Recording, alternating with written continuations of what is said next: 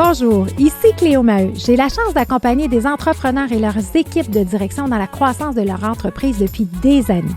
Et j'avais envie de créer un podcast Histoire d'hypercroissance où on prend le temps d'échanger, de comprendre leur histoire, souvent leur parcours atypique, mais surtout de comprendre la différence qu'ils font dans la vie des gens. Dans cet épisode, j'ai le bonheur de recevoir Michel Blaquière, qui est cofondateur et président et chef de l'exploitation de Drakkar. Qui ne connaît pas Drakkar, cette entreprise qui a été fondée par Denis Deschamps et Michel en 1991. Donc, plus de 32 ans d'expérience, une entreprise qui est toujours à la recherche de l'innovation, des nouvelles technologies en hypercroissance.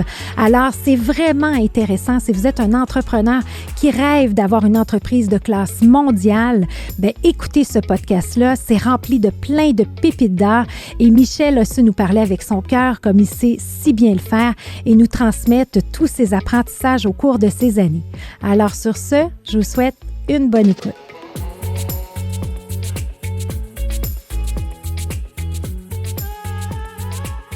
Michel Blaquière, président, cofondateur et chef d'exploitation de Drakkar, bienvenue. Bonjour Cléo. Super contente que tu sois ici. Écoute, tout le monde connaît le nom Drakkar. Pour moi, c'est le fleuron québécois. On parle de plus de 2500 employés et tout. Mais que tu prennes le temps aujourd'hui de nous raconter l'histoire, ton histoire à toi, mais l'histoire de Drakkar pour inspirer nos auditeurs entrepreneurs. C'est ça qui me fait vibrer. Puis c'est pour ça que j'ai créé Histoire d'hypercroissance. Alors, merci d'avoir accepté l'invitation. Super gentil, Cléo. J'apprécie beaucoup. Merci de nous avoir invités ou de m'inviter. Là. Oui, vraiment contente qu'on soit ensemble. Et l'autre élément, c'est que quand je commence Histoire d'hypercroissance, j'aime toujours comprendre les grands hommes derrière. Alors, vous êtes deux cofondateurs. Ouais. Il y a Denis Deschamps et toi. Ouais. Aujourd'hui, on a la chance, toi, de t'avoir, Michel, avec nous. Et l'intention ici, c'est de comprendre d'où vient Michel, qui est Michel dans un premier temps. Ah, ça va me faire plaisir de te donner ma petite histoire. Ça. Oui. Écoute, moi, je viens d'un milieu modeste. Mes deux parents viennent de la Gaspésie. J'ai été élevé dans une petite ville de la Rive-Sud de Montréal qui s'appelle Saint-Bruno de Montarville. Toute ma vie, dans le fond, j'ai été passionné par le sport, puis ça m'a amené naturellement à me débrouiller très jeune. Mes parents n'avaient pas nécessairement les moyens de m'envoyer partout. Fait que j'ai gagné ma vie. J'ai payé mes études jeune avec le sport. Alors, rapidement, je suis devenu lifeguard sur les piscines, moniteur de ski. Je travaillais dans une boutique de ski comme vendeur. J'ai été dans les ski shows faire des spectacles de ski. J'étais rémunéré pour me promener un peu partout là-dessus, commandité. Fait que, ça a été des très belles époques. Puis j'ai appris à me débrouiller jeune, dans le fond. Okay. Mais avec une passion, parce que tu fais encore du ski aujourd'hui. Tu pars en voyage de ski avec tes enfants. Là. Fait que ça, c'est vraiment une passion. Ouais. Puis ça a commencé jeune. Ouais. Tu as gagné ta vie. Ouais. En fait, payer les études, là, tout ça. Et tu as étudié en quoi? J'étais à l'Université du Québec à l'époque. Puis c'est drôle parce qu'à l'Université du Québec, elle est rapidement tombée en grève. Tu sais, je pense que c'est après un mois à l'université où elle a tombé en grève. Et puis, je faisais du pouce une journée, je ne me souviens plus trop dans quel contexte. Puis à l'époque, on se déplaçait beaucoup, nous autres, de Saint-Bruno sur le pouce. Et puis, j'ai embarqué avec quelqu'un. Puis je lui disais là, que bon, je pense pas que j'aimerais ça rester en grève longtemps comme ça. Je vais peut-être me trouver une job. Puis le type m'a présenté quelqu'un le lendemain, puis j'ai été engagé comme représentant pour une compagnie à l'époque qui s'appelait Steamship Forwarding, qui était une petite compagnie de transport, qui faisait partie d'un gros groupe qui était Canada Steamship Line, qui était une division aussi de Power Corporation, mais une petite division. Je te dis ça, puis je vais répondre à ta question après. Là, oui. Là, rapidement, j'ai réalisé dans ce job-là que ma débrouillardise que je te parlais tantôt, là, de l'école, puis tout ça, là, fait que je me suis placé là.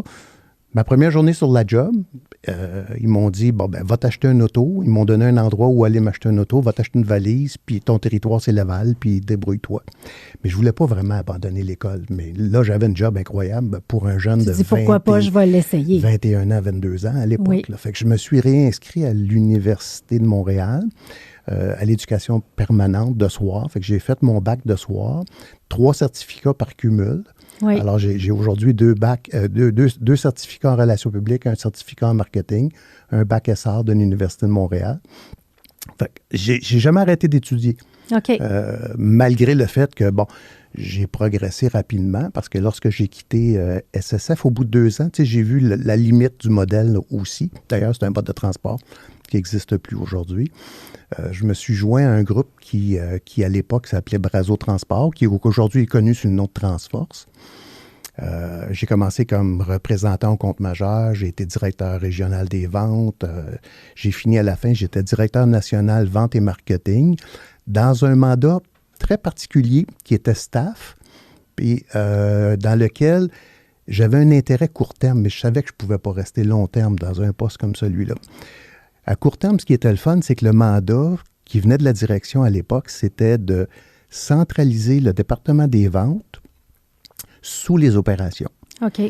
À cette époque-là, Brazo avait une 40aine de succursales à travers le Canada, puis les directeurs de succursales sont devenus responsables du commercial. Mais ces gens-là n'avaient pas nécessairement d'expérience. Fait que moi, j'avais la responsabilité, à travers le Canada au complet, d'aller former les directeurs de succursales, comment gérer des ventes, comment implanter une équipe avec des vendeurs, mettre les vendeurs sous les directeurs régionaux, leur donner tout le concept d'administration, d'organisation. Là, tu es quand même jeune aussi à cette époque-là. 25 ans à peu près, 24 ans. Wow! Fait qu'il y avait du potentiel. Je ne sais pas s'il y avait du potentiel, mais il y avait du plaisir. C'est un job que j'ai adoré.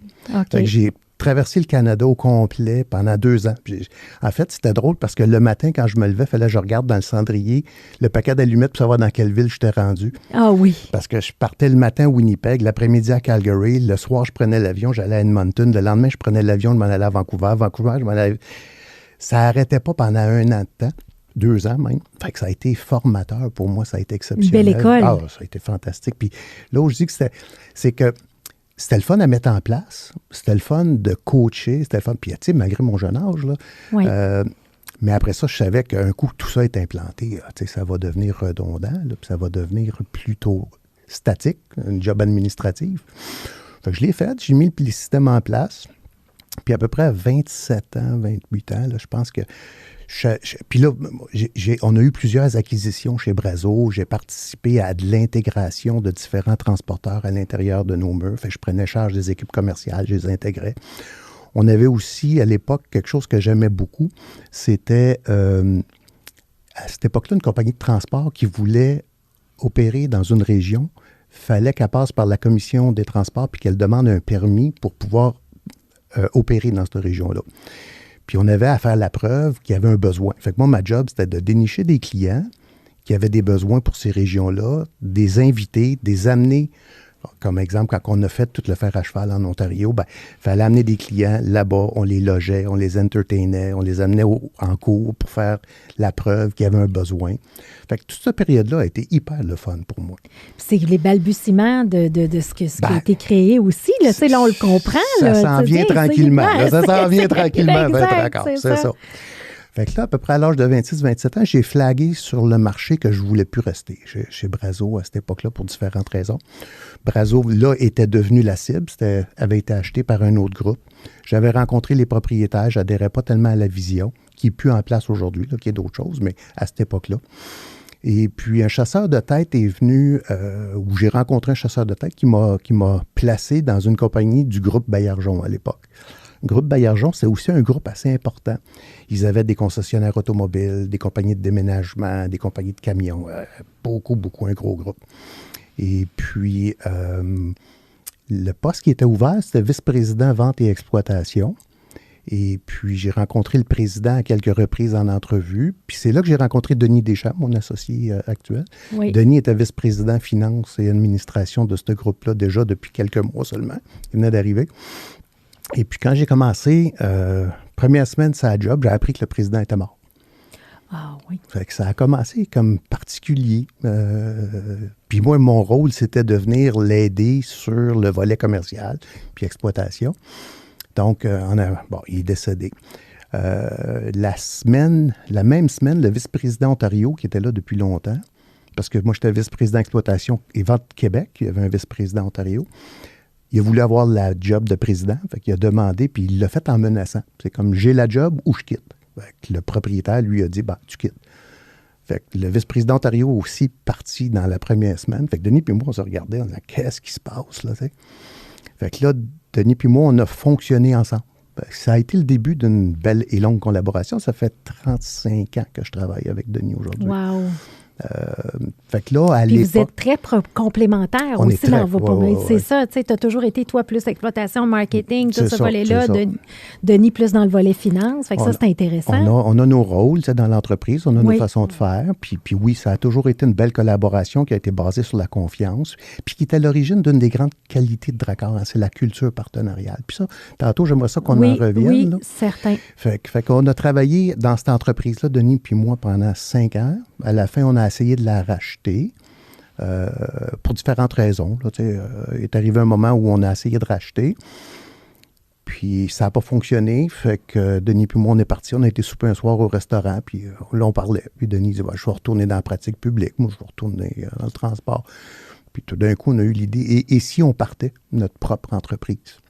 Puis c'est là que l'arrivée de Dracor a été fondée.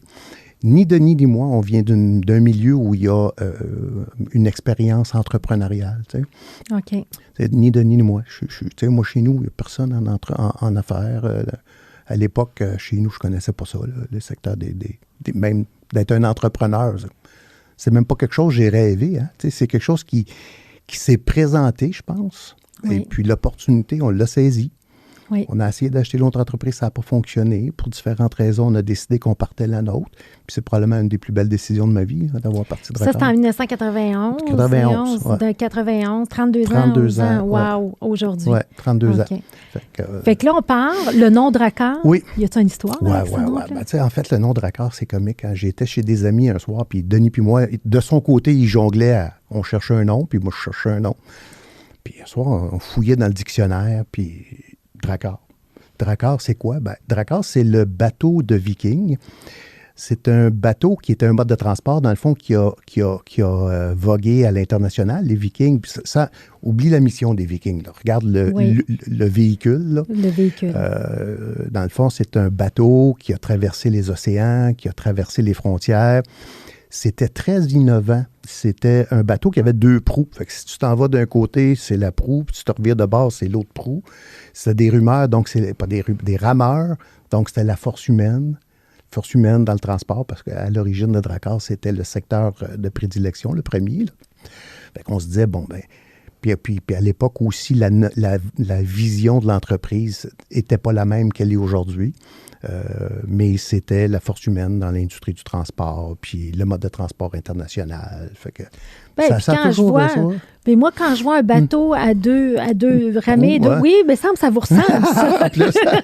On va un petit peu partout, les opportunités, l'innovation. Moins aujourd'hui. Aujourd'hui, on est beaucoup plus focus. Là, non, mais ce que je veux dire, il va y avoir, tantôt, tu vas nous parler des 3 divisions, mais ce que je veux dire, vous avez toujours, il y a le concept de Jim Collins qui dit toujours le return on luck, mais c'est d'être capable, oui, tu peux avoir de la chance ou des opportunités, mais qu'est-ce que tu en fais? Puis ça, c'est quelque chose que vous avez su très bien faire au fil des années, après 32 ans d'existence. Ouais, c'est ça. Fait que le nom vient de ça. Vous partez les 2. Oui. Là, on part de Dracor. C'est novembre, fin octobre, début novembre 1991. Il faut se souvenir, tu étais au plus creux de la récession de 1991. Partir en affaires, à ce moment-là, ça prend un peu de guts aussi. C'est sûr qu'il y a un timing dans la vie. C'était là le timing. Fait que, on a été bien entourés. On a eu des gens bienveillants qui nous ont aidés, qui nous ont permis d'accéder à des bureaux, accéder à des meubles, accéder... C'est comme c'est l'histoire.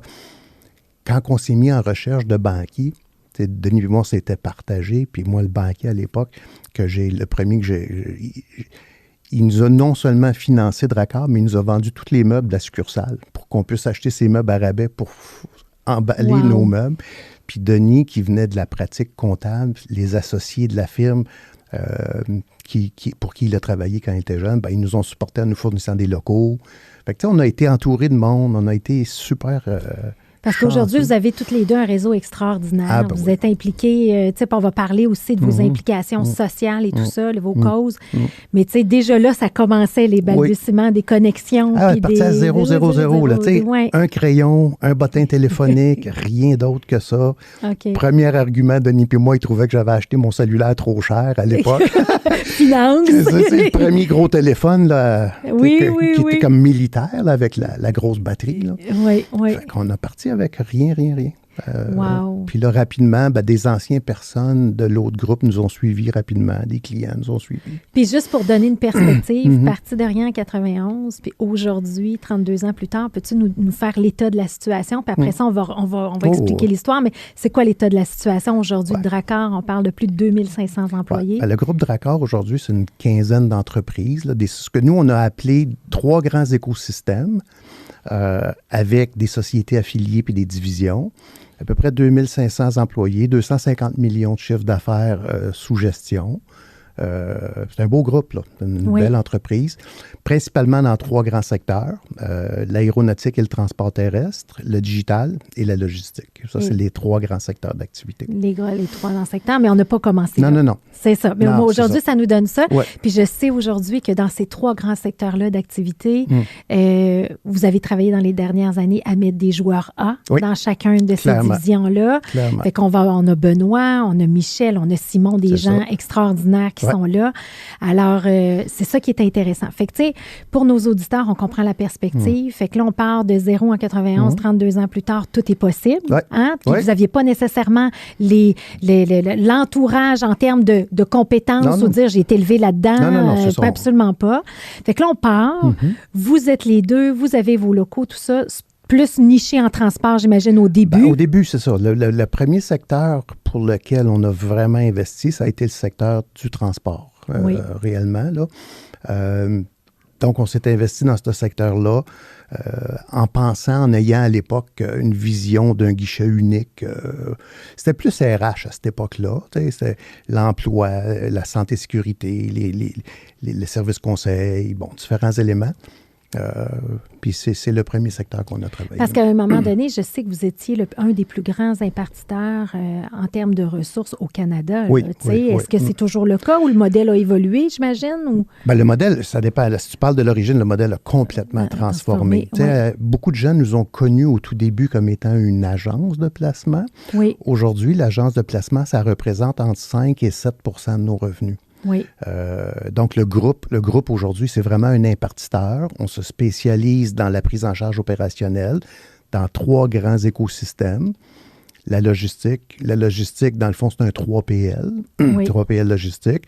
On a une filiale, une société affiliée qui est dans le transport de marchandises. On a un courtier, dans le fond, qui fait de l'international, là, dans le fond.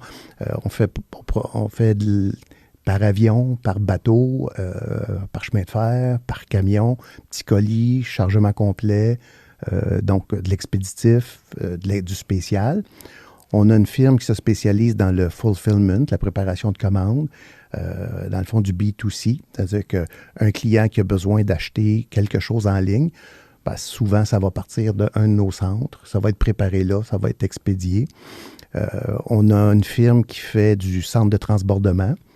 Centre de transbordement, c'est quand ton produit arrive de Chine, par exemple, il rentre par conteneur, il est déposé dans un centre de transbordement. C'est une opération de pallet in, pallet out, pour lequel on retourne les marchandises au centre de distribution du client.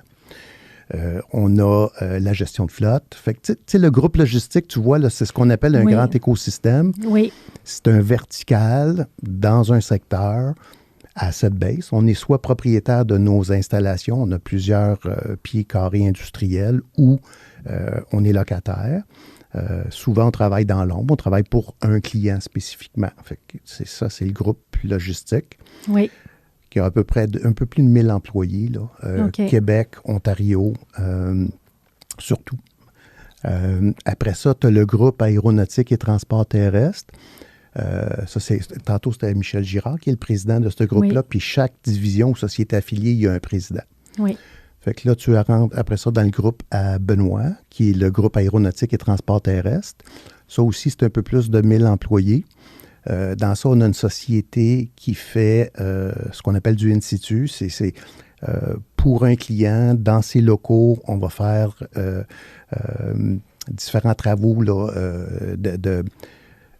je vais le dire. Le support aux opérations. Support aux opérations. On va faire vraiment. des éléments là, Oui. des préparateurs, là, de tous les postes là, d'assemblage. D'assemblage, mais vraiment spécialisé dans ce qui est l'aéronautique. l'aéronautique. C'est ça. Après ça, on a une autre division, Avionor, qui, elle, c'est du MRO, c'est Maintenance, Repair and Overhaul dans le secteur aéronautique. Fait que tu rentres un avion chez nous, puis on peut la stripper au complet, on peut tout la refaire, recabler, refaire des nouveaux sièges. Comme pendant la pandémie, on a eu aussi des avions cargo, des avions passagers qui ont été transformés en avions cargo. Ça demande des certifications internationales pour pouvoir faire les arrimages puis tout ça. Fait qu'on a des centres avec Avionor pour lequel on est responsable de tout ça. On a une compagnie qui s'appelle Argo qui, elle, c'est de la réparation d'avions un peu partout à travers le monde. Fait que si un avion est brisé, on va avoir les équipes techniques qui vont pouvoir s'en aller sur place avec un diagnostic à distance, les bons instruments, les bons outils pour aller réparer l'avion. On a une autre division qui s'appelle NSE. NSE, c'est dans le secteur de l'automobile, du camion, de l'automobile. C'est un manufacturier. Dans le fond, c'est celui qui va faire toute la logistique en amont de l'assemblage. Fait que c'est sur du just-in-time. Fait que nous, on va faire du pré-assemblage, on va faire de l'assemblage, puis on va pousser des éléments qui sont vers la ligne d'assemblage du client lui-même. Okay. Fait que dans NSE, on a 3-4 centres. Fait qu'on fait vraiment de l'assemblage et de la pré-assemblage de composantes qui vont sur les lignes d'assemblage manufacturières. Fait que ça, c'est aéronautique. Ça, c'est aéronautique. Ça aussi, c'est à peu près 1000 quelques cents employés. C'est sous la gouverne de Benoît. Benoît Hudon, qui est excellent, qui est vraiment, qui a un background extraordinaire, puis qui gère ça de main de maître. Main de maître, le Benoît, c'est ça. Comme Michel, comme Simon. Comme Simon, nos trois piliers. Nos trois grands piliers. Oui. Fait que ça m'amène justement à parler de Simon, qui, lui, est le président de la division digitale. Toi, Benoît est en train, pas Benoît, mais Simon est en train d'ouvrir l'Europe en ce moment. Il travaille fort sur l'ouverture de l'Europe. Drakkar Digital, c'est transformation digitale, marketing digital. Dans le fond, c'est de la capacité de faire ce que l'on fait manuellement, de le transformer avec des outils digitaux. Très précurseur, très innovateur. On travaille vraiment en innovation, en développement. Beaucoup de marketing, beaucoup de commercial. Comment vendre en ligne, comment vendre sur le commercial, sur le monde digital. Alors, Drakkar Digital, c'est un beau gros groupe aussi. Il travaille en synergie avec les groupes internes, c'est-à-dire que Drakkar Digital travaille avec Drakkar Logistique pour faire la transformation de ses produits en digital, le supporte dans son marketing, le supporte dans sa technologie. Il fait la même chose avec le groupe Aéro. Le groupe Logistique et le groupe Aéro travaillent beaucoup ensemble sur des clients conjoints ou sur des mandats conjoints. Fait que ce qu'on travaille, c'est beaucoup la convergence de chacune de ces entités-là pour favoriser, dans le fond, la force d'un groupe. Fait qu'aujourd'hui, tu es capable de dire à un client, je peux faire plusieurs éléments de tes besoins de façon très structurée, de façon très professionnelle, parce que c'est tous avec des entreprises spécialisées. Dans le fond, nous, on ne voulait pas être un généraliste. Fait que c'est tous des entreprises qui ont des missions très particulières, très nichées, très ciblées, asset-based, technologie très avancée. Fait qu'on a investi beaucoup. On a investi une somme astronomique tous les ans en développement de nos technologies, autant que dans notre pied carré puis notre immobilier. Là. Dans l'immobilier, exactement. Ouais. Mais c'est ça qui est intéressant parce que dans le fond, quand un groupe comme ça, puis je me rappelle, il y a quelques années, on en discutait ensemble, puis c'était la valeur ajoutée d'avoir ce groupe-là, c'est de créer les synergies, créer la convergence. Puis ce que les gens doivent comprendre aussi, c'est que tu as un Drakkar qui est comme un peu le parapluie, mais il y a eu au fil des années plein de belles acquisitions justement de ces sphères-là où les gens sont spécialisés, toujours dans le but de créer de la valeur en intégration verticale pour un client, dire regarde, viens-t'en chez nous. Fait que le one-stop shop, mais beaucoup plus poussé et avant-gardiste, je dirais, avec vos grands écosystèmes. En fait, notre modèle, il est particulier. Hein. Il y a une certaine complexité, là, on peut dire, parce que tu as une grande valeur culture partenariale. Nous, on aime beaucoup, tu sais, les présidents de chaque unité sont copropriétaires avec nous des unités. Chacune de ces sociétés-là a une mission dans le groupe. Chacune travaille en complémentarité une de l'autre. Chacun fait face à... Si tu prends l'ensemble de ces clients-là comme des soumissions, où on va être 3-4 divisions à soumissionner en même temps sur un client, tu sais, c'est beau à voir cette synergie-là. Oui, oui. Mais là, comment qu'on crée tout ça? Tu sais, moi, je me mets dans la tête des entrepreneurs. Je dis, hey, wow, mais tu sais, ça semble souvent inaccessible. Tu sais, mais faut pas. C'est accessible. Tu sais, c'est sûr que la finalité, je la connaissais pas en partant, ou on la connaissait pas en partant. Tu sais, c'est par opportunité par opportunité. Tu vois un besoin, tu dis, ça serait le fun, ça. Comment on le ferait? Est-ce qu'on le part nous-mêmes? Ou est-ce qu'on s'associe avec quelqu'un qui le fait déjà? Bon, si on le part nous-mêmes, on a une barrière à l'entrée qui est plus grande, on a un apprentissage qui est plus long. Fait que dans certains cas, ce qu'on a fait, c'est le choix d'aller prendre une participation dans une compagnie qui était déjà à succès. Puis d'approcher cette entreprise-là en lui disant, regarde, tu vas rester président, tu vas garder tes mains sur le volant. La seule chose qu'on te propose, c'est de te joindre à un grand groupe qui va t'amener une synergie ou qui va t'amener une vision globale. Puis tu vas pouvoir collaborer avec des gens. Tu n'es pas tout seul, tu fais partie d'un groupe. Ce groupe-là, ben, naturellement, on s'assure de partager les meilleures pratiques, on s'assure de mettre en commun les ressources, on fait de l'éducation, là, on s'échange de l'information. Fait que ça fait quand même une synergie ou une dynamique qui est le fun. Bon. Fait que ça se fait morceau par morceau avec une vision, comme je te disais. Puis je reviens souvent sur ça, là, la culture partenariale, l'intention de mettre des choses convergentes une en arrière de l'autre, de travailler en synergie, d'avoir du plaisir. Tu sais, pour nous autres, d'avoir du plaisir au travail, c'est clé. Donc, de le faire graduellement. Fait que tu pars d'un modèle que tu connais, puis tu as une vision qui se structure de plus en plus claire.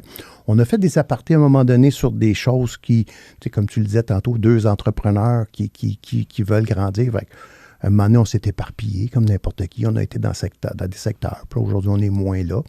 Aujourd'hui, c'est plus clair, c'est plus structuré. 3 grands écosystèmes, logistique, aéronautique, digital, des groupes qui travaillent ensemble, des divisions sociétés affiliées. Mais faut pas penser qu'on savait tout ça d'avance. Non. Non, vraiment pas. C'est par besoin, par opportunité. Mais comment, mais tu sais, aujourd'hui, là, on dit que il y a 0,2 % des entreprises au Québec là, qui ont vos revenus, là, dans le sens qu'il y en a très peu. Là, c'est pour ça que vous êtes dans... mais tu sais, un entrepreneur qui aujourd'hui est bon dans ce qu'il fait, puis qui a le goût de croître, puis qui a le goût de grandir, comment ça s'est passé pour vous autres? Tu sais, vous avez commencé, là, vous avez été dans quelque chose que vous connaissez, qui était peut-être plus le transport, mais ça a été quoi les différentes années? Tu sais, c'est quoi les phases de croissance? Comment tu expliques les phases de croissance de Drakkar? Parce que là, tu nous expliquais un peu la finalité aujourd'hui, qui est extraordinaire avec les écosystèmes, mais c'est quoi les phases de croissance de Drakkar? Ben, il y a eu beaucoup d'expérimentation, échecs, essais-erreurs, puis de la vision un peu. Tu sais, tu dis, bon, comme à un moment donné, on disait, il y a le secteur aéronautique, comment on le perce? Puis là, il y a quelqu'un qui nous présente une personne, qui nous amène à rencontrer des gens en France, qui nous amène à dire, ben, ça serait le fun si vous vous installiez en copropriété avec nous autres au Canada, en Amérique.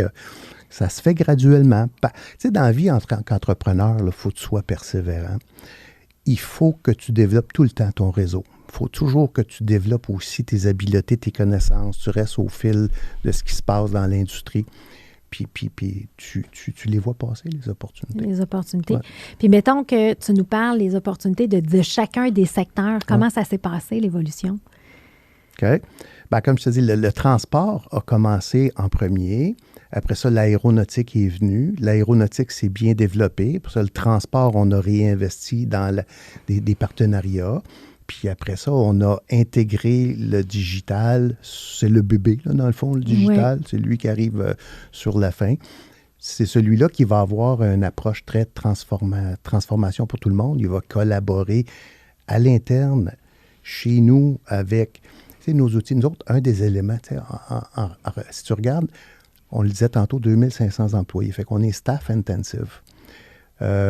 la digitalisation, les outils technologiques vont nous permettre de rester beaucoup plus en contact avec nos employés. Un des éléments qu'on avait vu il y a quelques années puis qu'on travaille dessus, c'est d'avoir une app, c'est d'avoir dans notre téléphone cellulaire, d'être capable d'échanger avec nos employés, d'avoir qu'ils aient le chiffre, qu'ils aient le paye, qu'ils puissent communiquer avec nous. Récemment, on a fait l'acquisition en partenariat tout le temps. Nous autres, c'est toujours en partenariat d'une firme qui va nous amener une technologie qui va nous permettre de développer du contenu médiatique, un peu comme un journal, ce qui va nous permettre d'intéresser nos gens, type journal, à échanger avec nos employés en temps réel sur tous nos éléments pour faire connaître le groupe puis rester en contact. C'est des éléments de transformation. Oui, parce que la culture, elle a toujours été très forte. Hein? L'humain a toujours primé. Tu as parlé aussi de la confiance. Oui. Peux-tu nous parler, puis tu sais, de la culture, mais dans l'évolution d'un modèle d'affaires où tu intègres des micro-cultures aussi. Tu peux-tu nous parler un peu de ça? Ben, tu parles de culture, tu parles aussi de nos valeurs. Parce que, tu sais, on a des valeurs fortes dans l'entreprise qu'on véhicule puis qu'on croit énormément. Donc, on les a assis rapidement, nos 4 valeurs. Puis c'est des choses qu'on véhicule fortement dans l'entreprise. Puis cette culture partenariale-là, c'est sûr que quand tu adhères au groupe, quand tu décides de te joindre au groupe, il faut avoir le goût de partager, il faut avoir le goût de le vivre. Ce qui fait que notre modèle il est un peu différent et complexe parce que chacun des présidents peut avoir de l'intérêt dans sa boîte et aussi de l'intérêt dans le groupe. Oui. Puis là, on travaille beaucoup, on travaille très fort sur tu sais, le niveau partenarial, on est après l'instituer plus globalement, c'est-à-dire que nos second in command vont avoir droit à un programme d'options d'acquisition d'achat d'actions.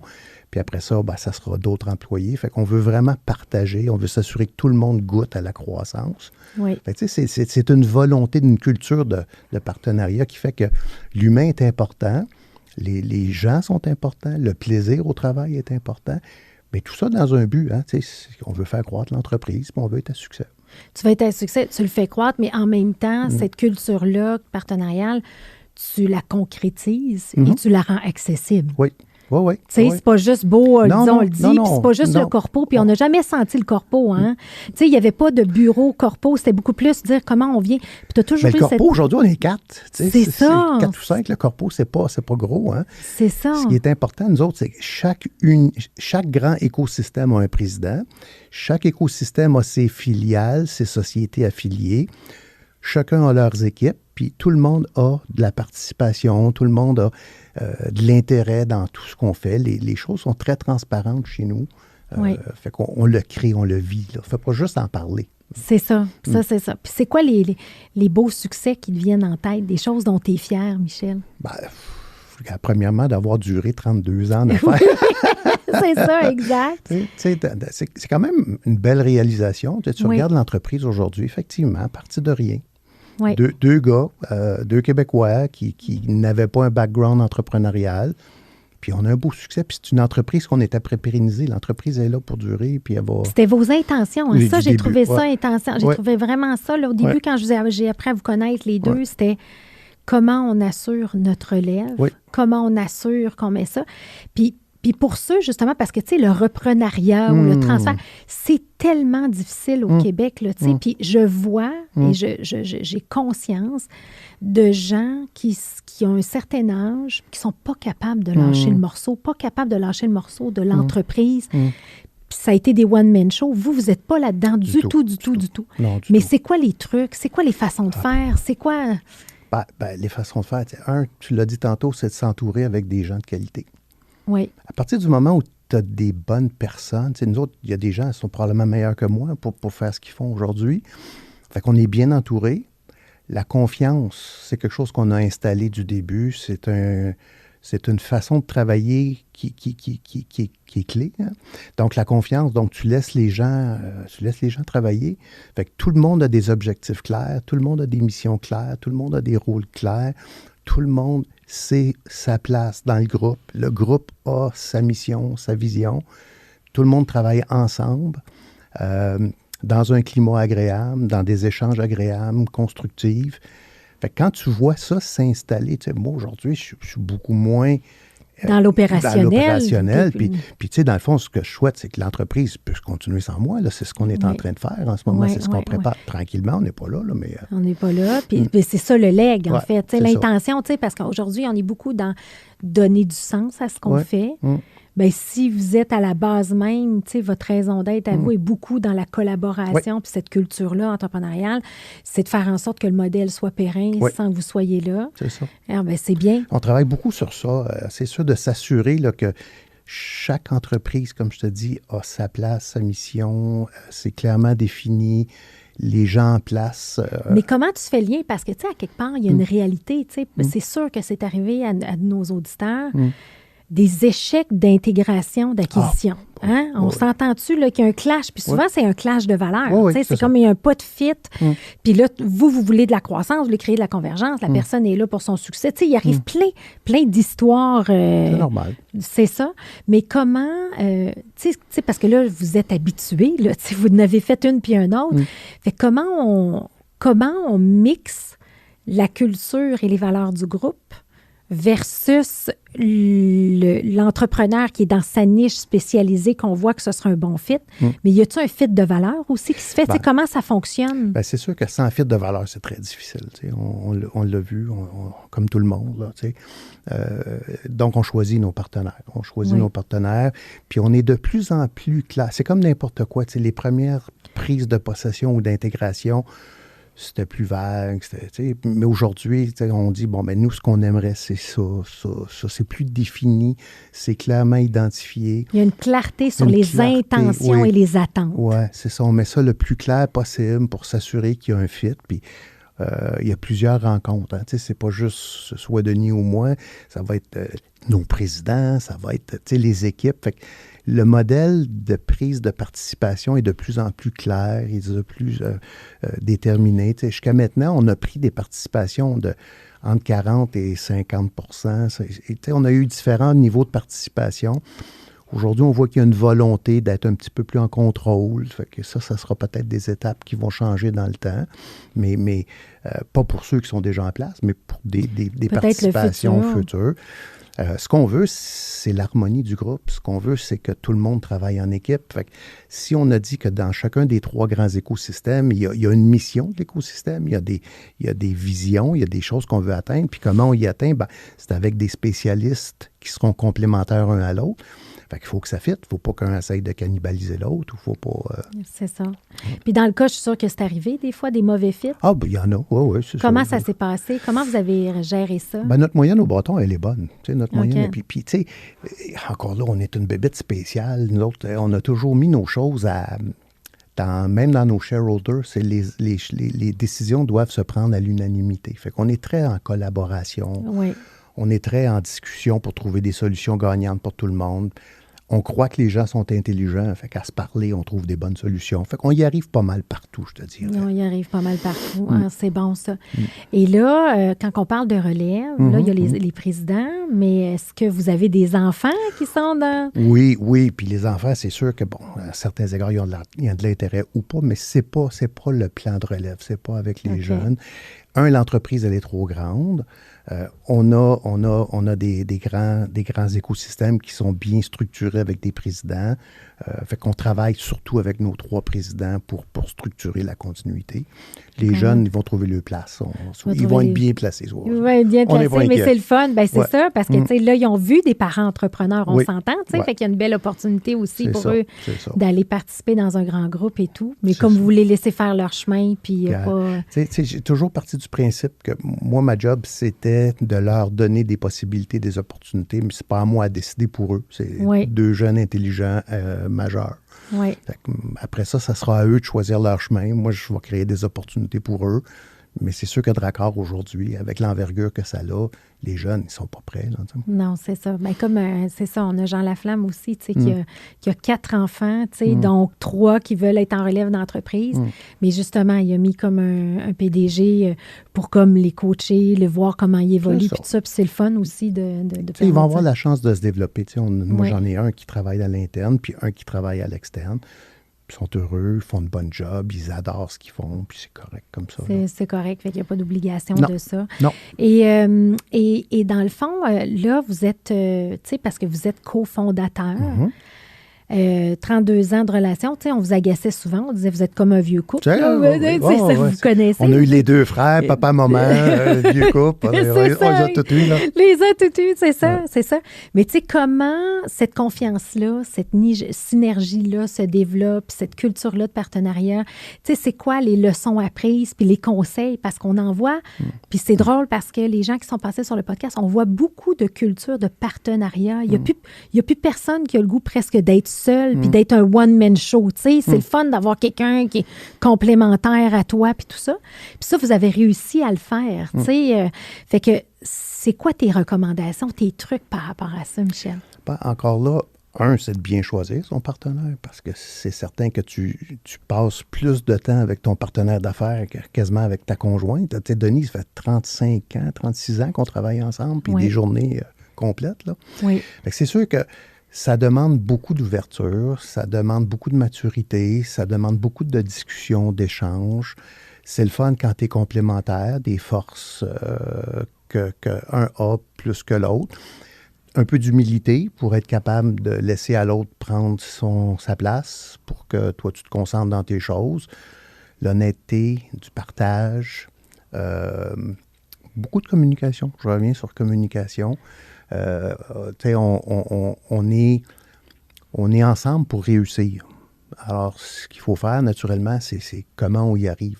Fait que vous avez... Mais c'est ça, je pense que je trouve ça beau parce que, tu sais, il y en a beaucoup à un certain moment donné qui auraient dit... tu sais, des fois, il y en a des partenaires qui vont dire « Ah non, moi, c'est assez, là. Je pensais jamais qu'on serait rendu là. » Puis, mais tu sais, vous deux, vous avez toutes les deux cette drive-là de construire quelque chose de plus grand que vous qui va... Tu sais, fait qu'il y a cette unicité-là qui vous a toujours rassemblé, les deux, là. Oui, puis c'est fou, tu sais, quand même, parce qu'effectivement, Denis puis moi, encore aujourd'hui, on souhaite doubler la grandeur de l'entreprise. Puis on s'investit complètement à assurer la croissance et la pérennité de l'entreprise. L'entreprise, on est au service de l'entreprise, c'est pas l'entreprise qui est à notre service. Donc, on travaille tous les jours sur comment on la voit, où est-ce qu'on la voit, qu'est-ce qu'on se donne comme moyen pour y arriver, qui on met en place pour... Fait qu'on a encore cette dynamique-là où on a tous les deux cette volonté-là. Pas comme s'il y en a un qui était sur le break puis l'autre qui est sur le gaz. Non, c'est ça, je dis, vous avez toujours eu cette même drive-là, les deux, comme ça. Tous les deux, le pied dans le fond, puis ce qu'on souhaite, c'est... L'hypercroissance. Oui, on y croit.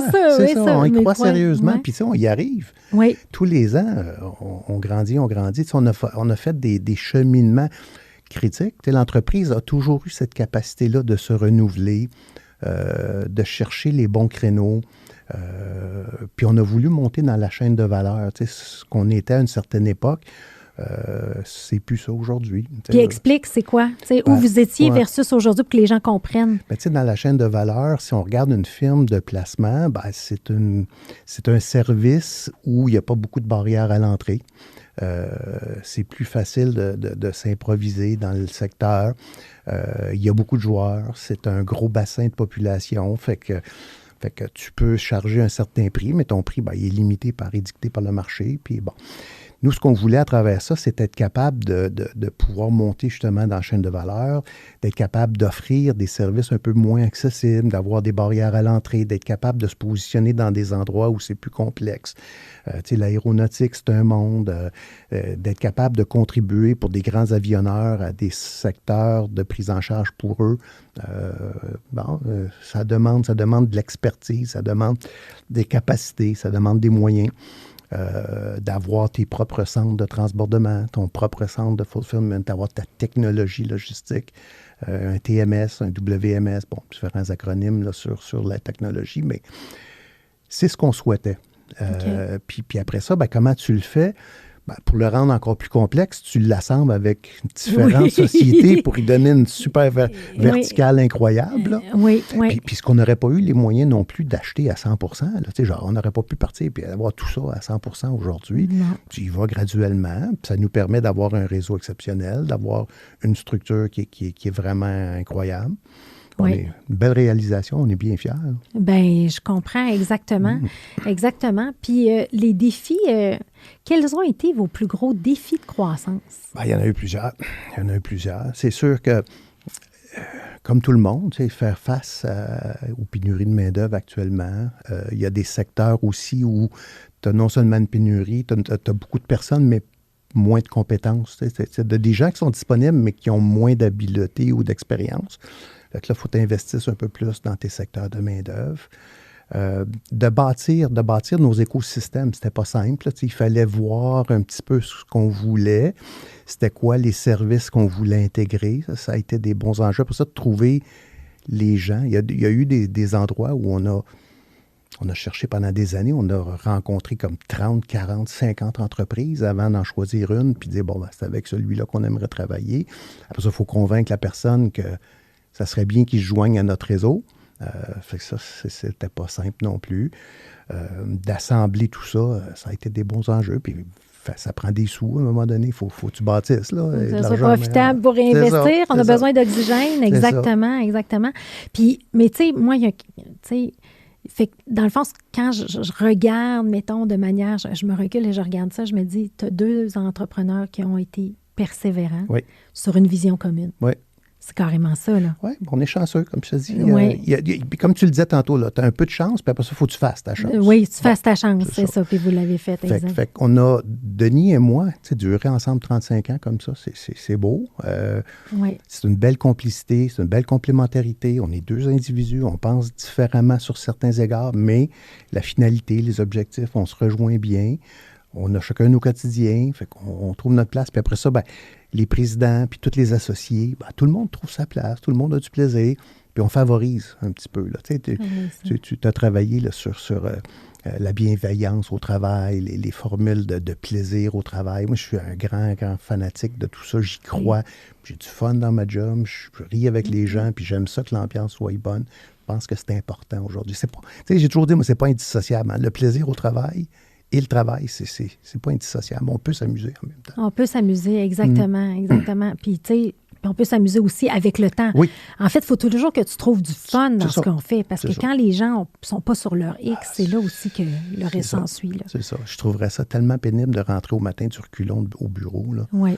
Ça doit être difficile. Fait qu'il faut que tu te mettes dans une job que tu aimes. Puis, il faut que tu sois dans un environnement que tu aimes. Donc, nous autres, notre job comme chef d'entreprise, c'est de s'assurer qu'on crée un climat positif. Oui. Après ça appartient aux gens aussi de faire ce qu'ils ont à faire pour avoir du plaisir dans leur job puis de se développer. On ne peut pas faire tout, là, mais on s'assure de mettre le plus de composantes possibles. C'est quoi des exemples de meilleures pratiques, justement, pour le travail? Parce que vous êtes très fort en culture, fait pour inspirer nos auditeurs. Ben, comment je voudrais, pour pas en nommer quelques-unes, c'est sûr que la communication, je reviens encore sur la communication, on communique beaucoup, que ce soit des textos avec les employés, des emails, des journaux internes, de dire où on s'en va, de faire de la reconnaissance. Il y a plein de programmes de reconnaissance qui sont en place. Reconnaître la sécurité, la santé-sécurité au travail, reconnaître pas d'accident, reconnaître plein de choses. C'est plein, je pourrais t'en nommer. Mais il y en a tellement, il y en a tellement.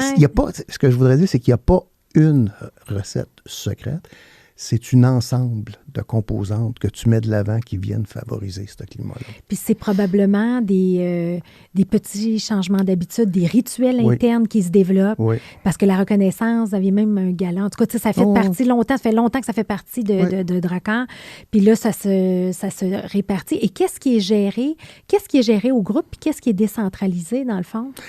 Au groupe, il n'y a plus grand-chose de gérer à part la gouvernance, le branding, la finance corpo. Là. Oui. On a beaucoup décentralisé le pouvoir. C'est ce qui fait aussi une des parties de la recette à succès, c'est que chacun sent qu'il a le contrôle de son opération puis de sa destinée. Donc, c'est assez décentralisé, c'est assez libre. La seule chose qu'on demande, c'est qu'il y ait naturellement un alignement entre tout ça. Là. Eh bien, en fait, c'est probablement des résultats et de la convergence, c'est favoriser la collaboration inter-entreprise. C'est ça. On travaille beaucoup sur faire comprendre, dans le fond, le modèle, là, puis on le fait peut-être même pas assez. Dans le fond, c'est d'expliquer le modèle, d'expliquer chaque composante. Oui. Tu sais, tu dis, telle compagnie, c'est une société affiliée de tel groupe, tel groupe est de tel... fait partie de tel écosystème qui revient à Drakkar. Oui. C'est ça. Ça fait beaucoup de monde à un moment donné. Hein. Oui, mais en même temps, je pense que si on parle des 3 grands écosystèmes, on veut créer de la synergie, oui. C'est l'essence même du modèle. Ça, c'est l'essence même du modèle. L'essence même du modèle, puis qu'on est encore prêt à le doubler, puis on veut continuer cette philosophie-là de collaboration. Ce qu'on sait à ce stade-ci, c'est qu'il n'y a pas tellement d'ajouts qu'on veut faire. On a pas mal tous les composantes, mais on n'a pas atteint le niveau de maturité qu'on peut avoir. Les secteurs sont tellement grands. Tu sais, l'aéronautique, c'est immense. Le monde du digital, c'est immense. La logistique. Fait qu'on est encore des micros dans tout ça, là. Oui. Fait que de s'investir, à prendre notre place, à se développer tant géographiquement que par ligne de produit. Il y a encore beaucoup, beaucoup de place pour prendre l'expansion. Peut-être quelques petits ajouts à gauche et à droite là, pour complémenter les lignes de service, mais pas tant. Fait qu'il y en a moins là, dans les Fait que c'est comme si la structure du modèle est en place. Oui. Puis là, il faut comme maximiser le plein potentiel de ça. Là, on continue son scale-up. Là, comme, OK. Comme on aime bien le dire. Là, oui, l'hypercroissance, exact. Moi, j'aime ça. C'est ça. Et j'ai déjà participé à une de vos rencontres avec un comité consultatif. C'est quelque chose que vous avez décidé de mettre en place. Pour les auditeurs qui pourraient songer à mettre en place un comité, quels sont tu sais, comment tu vois ça? Tu sais, je pense que c'est un souhait de Denis et toi de dire, regarde, on va se faire challenger, on va se faire, tu sais, alors, comment ça fonctionne? Qu'est-ce qui est bon là-dedans? Bien, ça, le comité consultatif, en ce moment, il n'est pas actif. OK. On se prépare vers un conseil d'administration beaucoup plus structuré à un moment donné. OK. Le comité consultatif, ça a été une grande force pour nous. Parce qu'à l'époque, ce qu'on avait, c'était des experts qui venaient des différents secteurs d'activité. Tu avais quelqu'un qui venait de la logistique, quelqu'un qui venait du tourisme, tu avais quelqu'un qui venait de l'aéronautique. Fait que tu avais des grands... des gestionnaires d'expérience, des anciens présidents de sociétés d'État, des gens qui nous ont donné un fichu bon coup de main à structurer notre vision. Dans le fond, ils nous ont un peu forcés à faire de la reddition de comptes.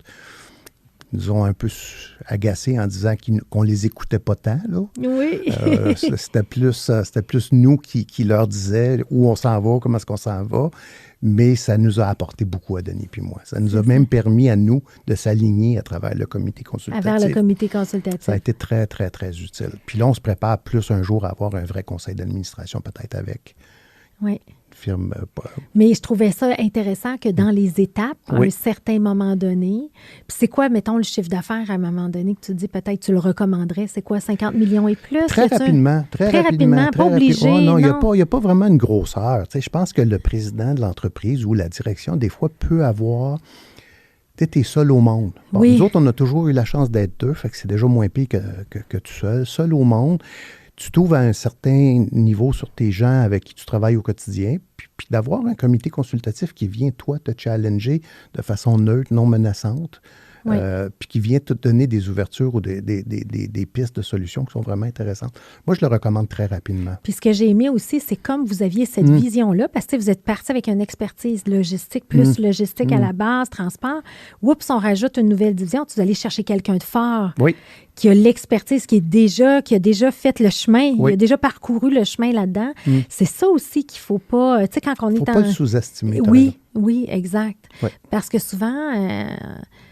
en fait, ce que je réalise, c'est que quand les entrepreneurs sont souvent seuls dans leur stratégie, il n'y a peut-être pas le sentiment d'urgence à faire les transformations. Puis, tu es comme seul au sommet, mais quand tu as quelqu'un qui vient te challenger, c'est là que peut-être que tu avais prévu faire ça dans 2 ans, il faut que tu le fasses tout de suite, ou les étapes. Puis, comme on disait tantôt, c'est que tu vas rencontrer ces gens-là, fait que tu te prépares. Tu prépares ton comité consultatif, donc tu regardes tes réalisations, tu regardes tes objectifs. Ça t'oblige à faire un miroir. Ça te force toi-même à avoir la réflexion. Je bouge assez vite, on avance-tu au bon rythme, puis où est-ce qu'on est rendu? Puis après ça, tu vas chercher de ces gens-là des commentaires puis de l'expérience. Aujourd'hui, ce qu'on réalise, c'est qu'on a une équipe de direction tellement forte aussi que juste de bien s'assurer dans nos comités de direction que des Michel Girard, des Benoît Hudon, des Simon Lausier, qui ont une expérience incroyable, puissent contribuer à la vision du futur. Fait que notre petit comité consultatif, en ce moment, on l'a à l'interne. Oui. On a un niveau qui nous permet ça. Oui. Bon, c'est sûr qu'un jour, après ça, on va passer à autre chose aussi, là, mais c'est chaque chose en son temps. Là. Chaque chose, mais c'est bon parce que Oui. tu as dit vous avez été capable d'aller chercher des Oui. gens de talent avec énormément d'expérience. Mais une entreprise qui est en croissance, qui dit regarde, il me semble que j'aurais besoin de me faire challenger. Oui, bien, c'était ça à l'époque, Oui. quand on était un peu plus petit. Oui. On a été chercher l'ancien président de Bell Hélicoptère, l'ancien président de l'Auto-Québec, l'ancien président de différents... on a été chercher des gens très forts qui nous ont entourés, qui nous ont permis justement d'avoir ces discussions-là. On avait le président d'Aldo, M. Dionne, à l'époque. Oui. Fait qu'on avait une bonne structure de comité aviseur. On a eu beaucoup de plaisir, ça nous a été très utile, ça. Très utile. Ouais. D'autres leçons apprises? D'autres leçons apprises. Ben, on en apprend tous les jours. Nous, on continue beaucoup avec nos implications sociales, Oui. Denis et moi, puis en fait, toute l'équipe. On a choisi beaucoup les jeunes, l'éducation, persévérance scolaire. Mais ça, c'est important, tu sais, parce que, tu sais, souvent, il y a des gens, tu sais, je trouve qu'aujourd'hui, une implication sociale, c'est pas je donne de l'argent un petit peu partout, tu sais, c'est plus que ça. Puis vous avez choisi un créneau dans lequel vous êtes actif depuis plus de 20 ans, là, tu sais. Fait que explique-nous chacune de ces implications-là. Puis tu sais, ça part aussi d'une vision commune, puis ça part après ça des intérêts de Denis, puis mes intérêts à moi, puis on l'a structuré d'une façon à ce que ça soit cohérent à l'intérieur du groupe Tracor. Puis oui, les jeunes, ça nous a toujours fascinés, là, les besoins, que ce soit en éducation, la santé, le décrochage scolaire, puis il y a des besoins infinis dans ça. Puis nous, c'est un plaisir de redonner. Puis on apprend dans ça. On rencontre des jeunes, on rencontre des gens, on voit des familles. C'est super, super agréable.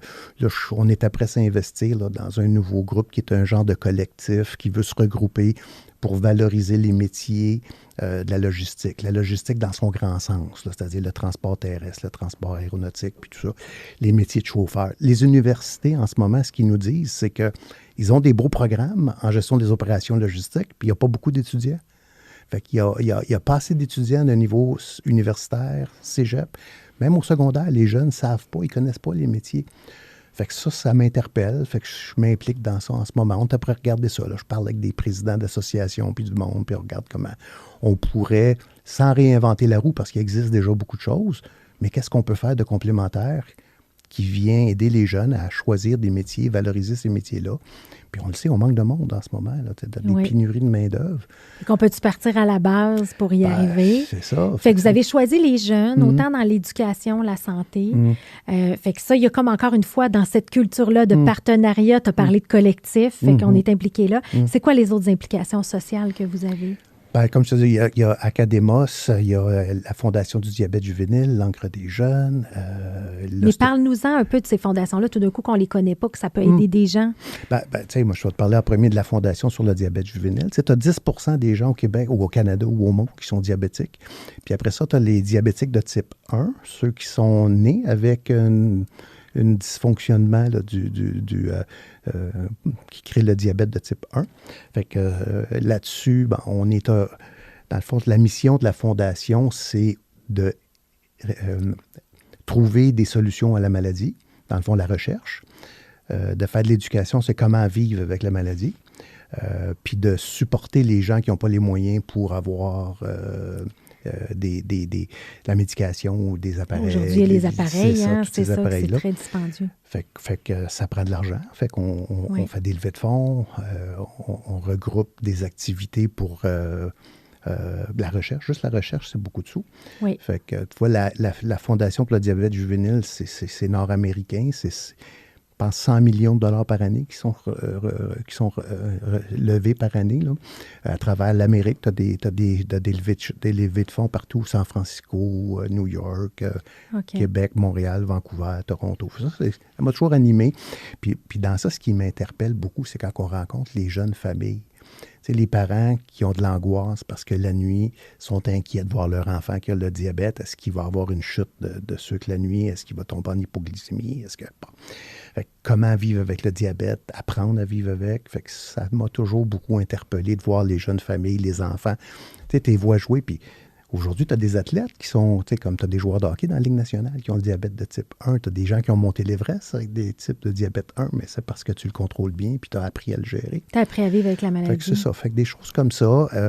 L'éducation, beaucoup. Tu sais, on donne des bourses, que ce soit avec la Fondation du transport routier, de l'ACQ, que ce soit le Club des professionnels avec le Cégep Lionel Groux, que ce soit Academos, que ce soit Langue des jeunes. Bon, c'est beaucoup de fondations ou d'activités qui sont là pour accompagner nos jeunes. Fait que ça, on s'implique à plusieurs égards là-dessus. Puis tu as raison qu'on apprend plus. Hein? Oui. C'est fascinant. C'est fascinant de rencontrer ces gens-là, puis de parler avec le monde, de voir leur quotidien, leur angoisse. Puis tu as l'impression, ou en tout cas j'espère, que dans ces affaires-là, tu viens contribuer à leur bien-être en quelque part. Tu viens aider. C'est mon petit Saint-Saëns que je vais me mettre un peu partout, là. Parce que c'est ce que je trouve, ça revient avec, tu as assisté à mon sommet, là, avec Warren Ruston, là, qui est vraiment le leader en nous. Oui. En bout de ligne, c'est comment tu deviens un servant leader, un leader. Ça, c'est le côté bienveillant aussi en arrière de tout ça. Oui, c'est ça. Ça me fascine, ça. Oui, je trouve ça incroyable.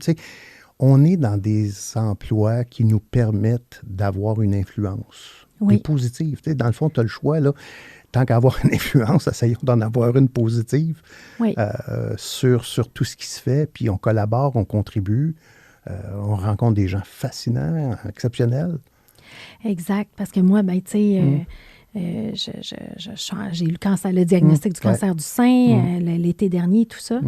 Et, mon père m'a toujours élevé, il faut faire d'un obstacle une victoire. Ouais. Et là, quand j'ai eu le cancer, je me suis dit, OK, là, c'est qui, là, le monde? Je me suis mis à lire. J'ai comme l'impression d'avoir fait un doctorat en oncologie. Et là, je suis tombée de fil en aiguille avec des filles. Et là, j'ai mon dernier traitement de chimio et j'ai pas perdu un cheveu. Pourquoi? J'ai trouvé une fondation qui s'appelle Garde tes cheveux. Et là, j'ai décidé de m'impliquer, mais c'est 4 filles qui ont eu le cancer. Ouais. Hyper accomplie, hyper dynamique, une avocate, une comptable, moi, une fille en marketing. Mais là, on veut changer le monde. Puis j'espère que vous allez le changer. Vous avez quelque chose. On veut changer le monde, changer le visage du cancer, un cheveu à la fois. C'est beau, ça. J'aime ça, ce que tu dis. C'est bon, hein? C'est notre raison d'être. Je trouve ça superbe. C'est ça. Ça m'a accroché, ça, un cheveu à la fois. Un cheveu à la fois. Je veux changer le cancer. Puis dans le fond, puis je vois des fois des entrepreneurs qui sont focusés sur l'hypercroissance, puis sont comme dans j'ai pas le temps de m'impliquer. Ça te prend un équilibre de vie. Exactement. C'est ça que vous avez toujours réussi à faire. Puis vous avez plusieurs implications. Mais l'équilibre de vie vient quand tu donnes. Moi, j'ai l'impression d'être encore plus sur mon X parce que j'ai une contribution, un impact ailleurs. Puis quand je reviens, je me sens une meilleure coach, tu sais, par rapport... Fait qu'il y a cet équilibre-là aussi qu'il ne faut pas oublier dans l'équation. Même de prendre du temps pour toi-même. Tu sais, tu as des passions dans la vie. Oui. Donc, de t'occuper des gens en général, de t'occuper de toi. Tu sais, moi, je me suis donné 5 objectifs de vie il y a 10 ans, puis je travaille toujours sous mes 5 objectifs de dis-moi, vie. c'est quoi? Là, tu veux m'embarquer là-dedans. Oui, vas-y. Mais, bon, OK. Pour moi, c'était... Puis ils ne sont pas dans un ordre, là. OK. Ben, juste... monter une entreprise de classe mondiale. Oui. Ça, c'était un objectif de vie qui est de raccord. Oui. De réaliser mon plein potentiel, que ce soit spirituel, santé physique, connaissance, dans le fond, de réaliser mon plein potentiel à moi. Oui. De vivre une vie d'exception. Voyager à travers le monde, manger dans les meilleurs restaurants, faire des grandes aventures. Moi, je suis un peu un aventurier, faire du ski d'hélicoptère dans des montagnes, faire de la plongée sous-marine, faire de la moto, tous ces éléments-là. D'être un mari d'exception pour ma femme, de contribuer à sa vie, à son bonheur, puis d'être un père exceptionnel pour mes 2 gars. Fait que ça, c'est mes... C'est drôle, hein? C'est mes 5... Mes 5 objectifs. Toute ma vie est dirigée avec ces 5 objectifs-là. Ça, c'est tes grands principes. Ouais. Bien, Michel, je pense que ça fait déjà le tour, mais je pense que le plus beau legs que tu peux laisser, c'est de nous avoir inspirés comme ça. L'humain extraordinaire que tu es. Tu sais, je t'ai toujours adoré. J'ai toujours aimé ça, parler avec toi. Et merci de nous avoir livré cette expérience-là. Puis je pense que le plus beau de la fin, c'est de nous faire dire, connaissez-vous vos principes de vie, vos grands objectifs.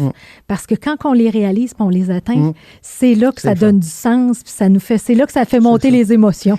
Puis tout ça aujourd'hui, moi, je le vis au quotidien, puis je le fais parce que ça me plaît, puis c'est ça que je veux faire, puis je me réalise à travers tout ça. Si je peux influencer des jeunes entrepreneurs à continuer, à persévérer, c'est le fun d'être en affaires. Oui. C'est une belle vie, c'est pas facile. Puis il y a des fois où tu fais des grands sacrifices parce que, comme je le disais tantôt, tu es au service de l'entreprise. Oui. Donc, en étant au service de l'entreprise, tu te prives des fois. Fait que si je peux influencer des jeunes à continuer ou à s'investir, ça va me faire grand plaisir. Puis où va être Drakkar dans 30 ans, selon toi? Drakkar va être loin.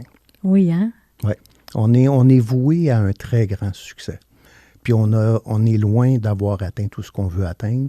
On a des buts exceptionnels, on a des moyens, on a une capacité, on a des gens, on a du fun. Fait que l'entreprise va continuer à croître. Oh, excellent. Bien, merci infiniment, Michel. Est-ce qu'il y aurait quelque chose que tu aurais voulu qu'on parle, qu'on n'a pas parlé, que c'est important pour toi? On a fait le tour? Non, je pense que, écoute, ça fait le tour. Tout ce que je souhaite, là, c'est que tout le monde continue à être... tu sais, on vit dans un monde un peu difficile, avec la guerre, avec une récession potentielle. Fait qu'il faut rester positif. Il faut parler avec les gens. Faut pas s'isoler. Il faut rester constructif. J'aime beaucoup le positivisme. Pas toujours facile, là. Puis que moi, je crois beaucoup à la méditation le matin, en remerciement à la vie, puis en gratitude. Puis après ça, qu'est-ce que va être ma journée? C'est où que je vais contribuer? Fait que ça, c'est des éléments clés, là. Les intentions. Ouais. Moi, je suis remplie de gratitude que tu aies eu le temps de venir ici avec plaisir, nous puis de partager. Alors, je te remercie infiniment. Un plaisir. Cool.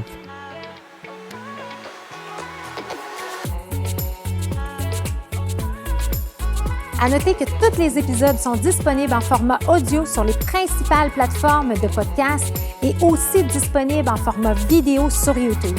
Si ce podcast vous a inspiré, sachez que vous pouvez retrouver tous les outils utilisés par ces entrepreneurs à travers une boîte à outils que j'ai cumulée au fil des années. Tout simplement vous rendre sur hypercroissance.com/outils. Pour en savoir plus sur Hypercroissance, n'hésitez pas à nous suivre sur les réseaux sociaux. On partage une panoplie d'informations, d'articles, d'outils pour vous aider dans votre croissance sur les réseaux sociaux. Et si ce podcast vous a plu, je vous invite à le partager avec quelqu'un à qui ça pourrait être utile. Merci et à bientôt.